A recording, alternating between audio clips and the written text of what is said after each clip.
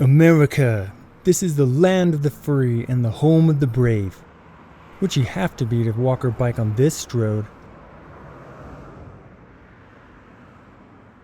The Declaration of Independence includes the inalienable rights of life, liberty, and the pursuit of happiness.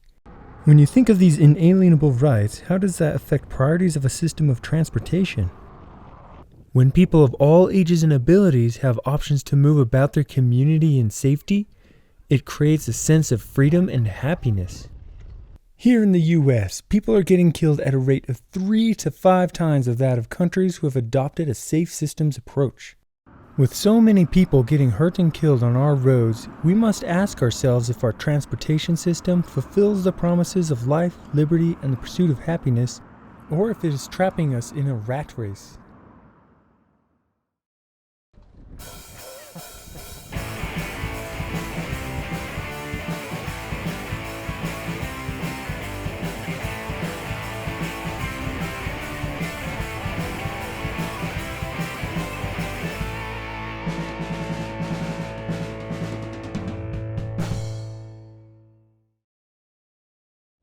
In this video, I want to explain what a systems approach is to traffic safety and how it can help us fulfill the ideals of life, liberty, and the pursuit of happiness.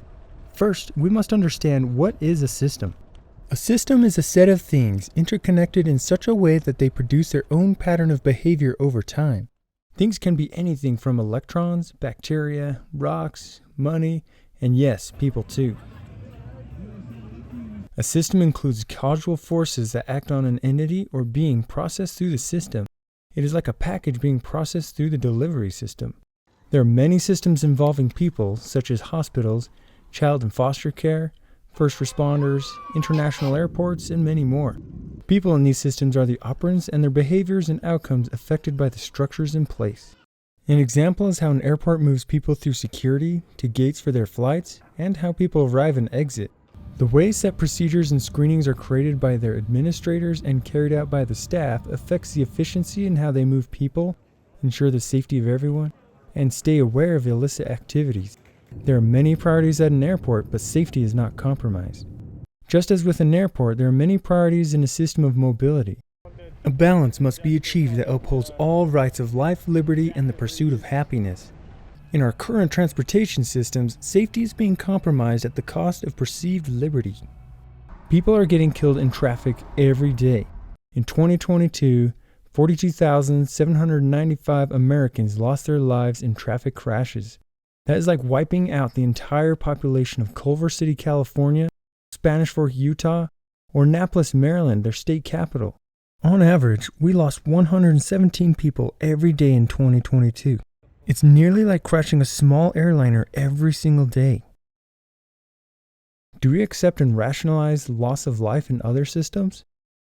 The healthcare industry includes systems where patients are the operants. The hospital staff and administrators work within the structure and have a direct effect on the health and safety of patients. Many redundancies are set up in the system to best ensure the safety of patients. Similar to transportation, those who set the structure of the system are also subject to the system. A surgeon in the operating room has the skill to direct surgeries, but it is impossible for the surgeon to operate on theirself. They have to let another surgeon to perform the surgery on them. For our roadways, the traffic engineer is the surgeon.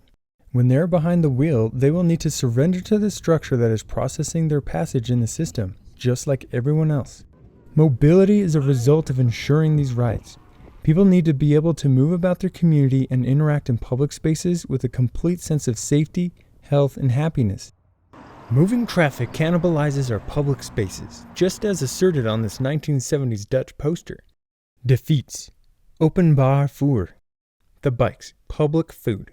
For cars, that is. The dominance of cars in our cities results in the lack of liberty of all people, since many cannot drive or cannot afford to drive. It isn't to say we shouldn't have cars. Rather, we should design the transportation network and design roads that achieve the needed balance that supports goals of livability, inclusion, health, mobility, and safety. Strongtown suggests 4 general priorities in the transportation system, which include safety, cost, traffic volume, and speed. Generally, vehicle traffic flow and travel speeds are the highest priorities of our transportation systems here in the U.S. This comes at the cost of life and safety, which prevents us from pursuing happiness. Our traffic models, assumptions, and vehicle level of service ratings direct and guide our transportation system and assert that the built environment should conform to support these priorities. The insatiable desire to improve level of service is a mid-level error that corrupts the system and misaligns it from the ideals of life, liberty, and happiness. Much of the prevailing priority is rooted in autocentric city design. When homes and destinations are segregated and seas of asphalt car storage spread out destinations, there is pressure to have transportation networks that allow higher speed vehicle travel, which allows this guy to blow by me in an exposed bike lane. The entitlement to the use of space to operate and park a car is the result of decades of a mindset that prioritizes traffic flow at the expense of safety of all users. The prevailing priority to move vehicles will ultimately create its own demise in traffic congestion. Prioritizing traffic flow comes at the cost to health, safety, and happiness of our communities. But it's totally worth it since I can really enjoy the freedom of driving on this freeway. We must remember the transportation system is there to support the creation of happy communities and not the other way around. Mobility is a means to the end, not the end in of itself. This is where we must reconsider the priorities and our mindsets towards transportation. The safe systems approach is a paradigm shift in mindset to reprioritize safety and achieve balance in the transportation system. This means children should be able to walk or ride a bike to school without the fear of being hurt or killed. A community with the greatest liberty and happiness is one where children don't have to wait to get their driver's license to gain their independence, or where aging generations don't have to fear the loss of their ability to drive and lose their independence. A community is livable for those who will never be able to drive or for those who cannot afford to drive and still have humane and thoughtful mobility choices. Overall, it supports an inclusive community where people of all ages and abilities can participate in society without a driver's license and car ownership as the bar of entry. We must understand the implications of our priorities and how they affect the quality of life for everyone within our communities. A safe system doesn't remove driving as an option in our communities. Rather, it can improve the driving experience by allowing many more the opportunity to safely use other modes of travel for more trips. A shift in mindset to a safe system will ultimately help sustain life, liberty, and the pursuit of happiness for everyone. Changing a mindset for many won't happen overnight, and it may not happen by watching this video alone, but I hope this leads you down the right path. Stay tuned for the next video in this series on the principles and elements of the safe systems approach.